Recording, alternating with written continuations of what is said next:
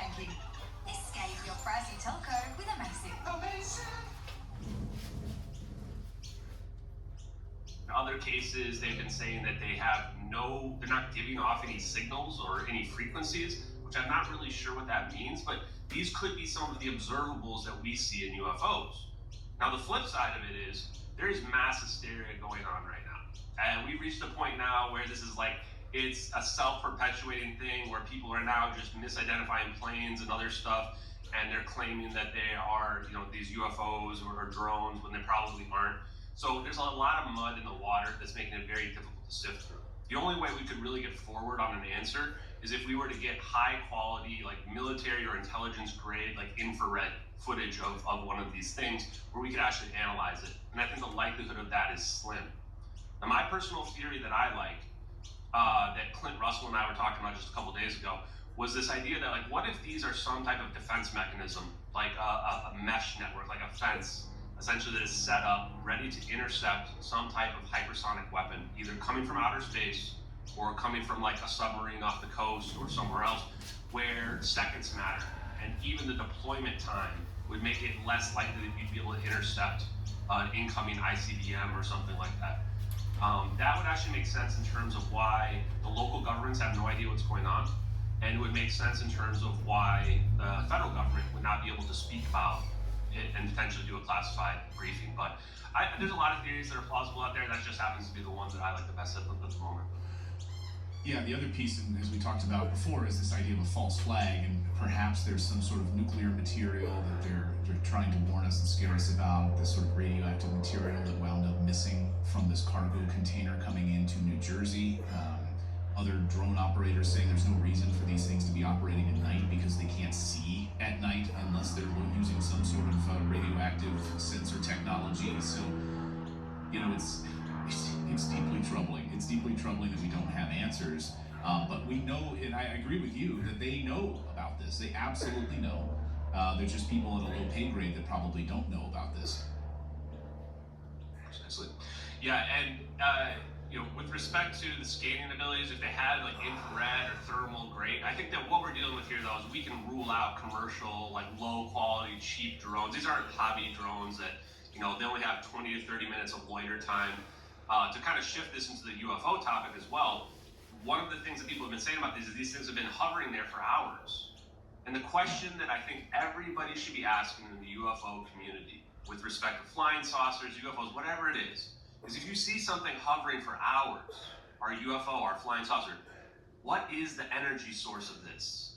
How is this thing floating? If you think about a conventional drone, gas is really heavy. That's the big problem, is the weight. So if you want something that's going to be able to stay up there for a really long time, it needs a lot of fuel in it, but that's really heavy. And so when you get to a point where if you're getting over even like 30 minutes of loiter time, now you need to have a battery. It's the only efficient way to do it. But batteries are also really heavy as well.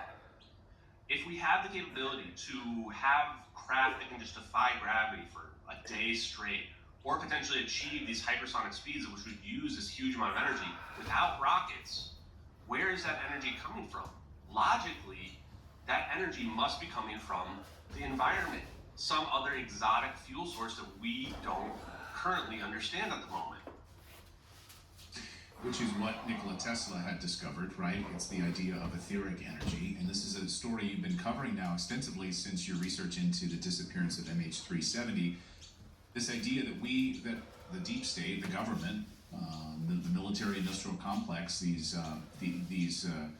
defense contractor companies have been reverse engineering these craft, these downed UFOs, using this technology that they're pulling from the environment, right? So can you maybe explain how and why you think that we have this technology, Nikola Tesla was right, and the government is keeping it from us?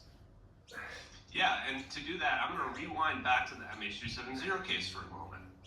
Now, a lot of what I've been doing has been strategic.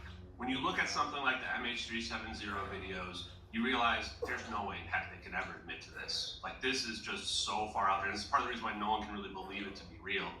It requires technology Before we go more deeply into that, why don't you just explain, if someone doesn't even know about the MH370 story, maybe you could just set the stage here and explain, and we'll show these videos of the disappearance of the craft and what you believe believe actually happened with these orbs that are swirling around MH370.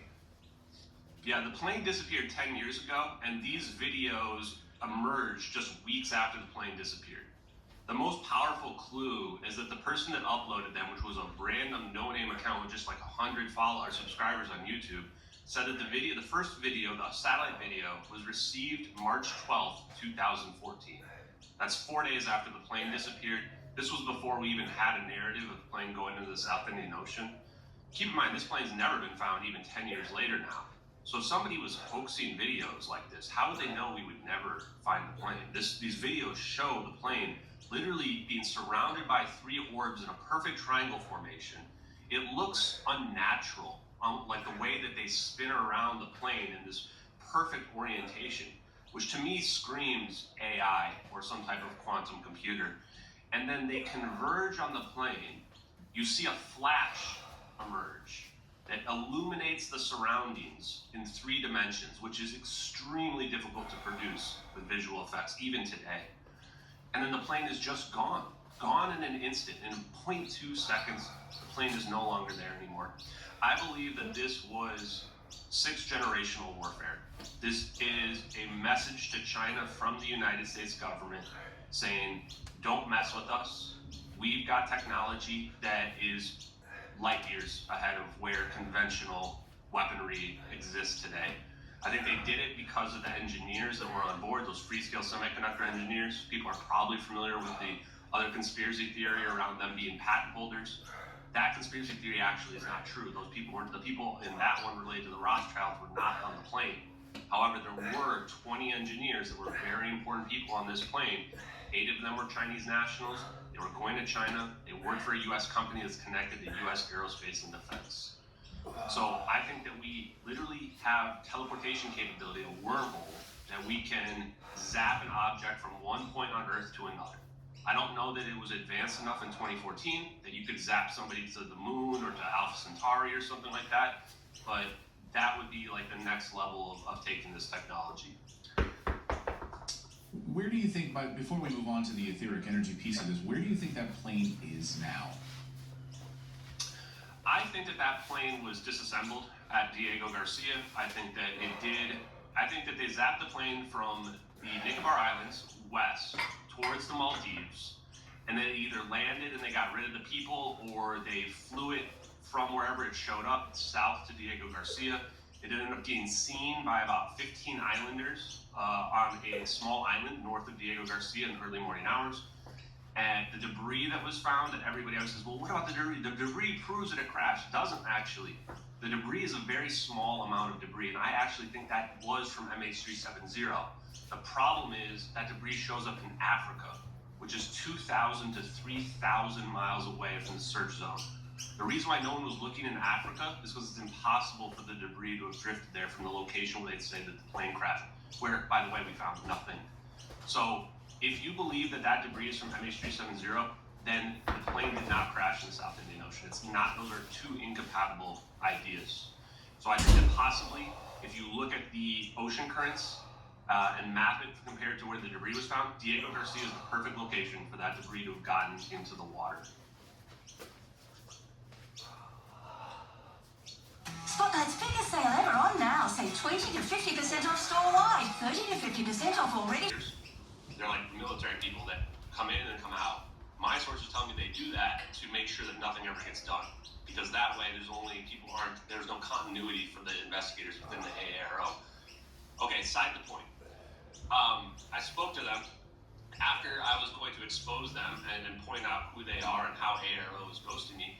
And long story short, they told me they should have the capability to look into our satellite systems and to look into our drone capabilities, because all I need to prove these videos are real is that if that's really the space-based infrared system we're seeing in that satellite video, it says NROL-22 in the bottom left. That's the first launch of the space-based infrared system. Now, the space-based infrared system broke off, or they had a splinter that's called the Space Tracking and Surveillance System, which is used to be called SBIRS Low. And then what they did was they took the low Earth orbit satellites and they put them in this separate system. And that STSS system is for tracking the missiles as they are after they've been launched, as opposed to the SBIRS system, which is like Once the heat signature of the rocket taking off is detected, then that gives it information to these other systems to continue tracking it.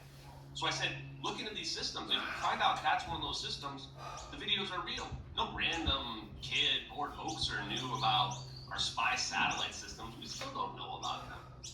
And they said they should be able to look in the drone video as well. And they were kind of obfuscated about that, and they hadn't really accomplished anything yet. And then the last bit was Edward C. Lin. I said, I gave you guys the name of the guy that leaked your videos. Edward C. Lin. Anyone who looks up his case, it checks all the boxes. It's got to be this guy. The date range, the fact that his lawyer said that the classified information in question is available on the internet.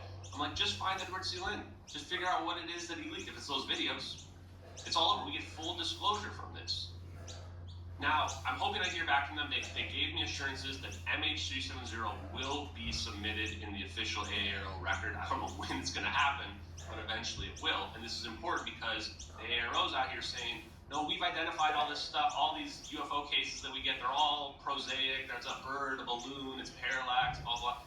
This is one they're not going to be able to debunk. And if they can't debunk this one, the UFO community is going to go crazy. Because they've been debunking everything that the UFO community says is legit. And for them to not be able to debunk this one, which most of the UFO community really does not like the MH270 case, it'll be quite entertaining. Now, two other huge breakthroughs were we slowed down, and I'll send this video to you so you can superimpose it here, the satellite video, and found that one of the orbs passes through the smoke behind the plane. So it shows accurate fluid dynamics when it does this. Just as if there was a bunch of smoke in front of me and I ran through the smoke, you'd see like the smoke kind of come off in like a silhouette around me. It looks just like that in slow-mo. We only noticed it because we changed the color channels in the video, which allows you to see some of the more small details more clearly. And then if you look back at the original video, yes, you can see it. It's very faint, but it's there, which is a really obscure detail for somebody to add. By the way, no hoaxer has ever come forward with any evidence that they made videos. Now, I got a message on my YouTube channel just a few weeks ago from somebody who claimed to have worked on the SIBR system, the space-based infrared system, in the late 90s when it was first being set up. I reached out to them. I said, I have to talk to you. I have to confirm your identity, blah, blah, blah. I confirmed their identity. They told me basically all the companies that they ever worked at. They gave me the whole story. They had initially had an unclassified job related to setting up the network connectivity of the SIBR system. They knew that was the SIBR system based on the fact that they were the one that was setting up these data upload and download links. Because what I've been saying too is that these satellites are beaming information from one another and then to ground-based computers. And they explained as well how they were able to increase the bandwidth, basically the data download rate or upload rate from those satellites by combining together like 8 different feeds. And I don't know much about how all that works, but ultimately this was the big great takeaway, was that they said they were 100% sure what we were looking at was the SIBR system based on that, and they also had a classified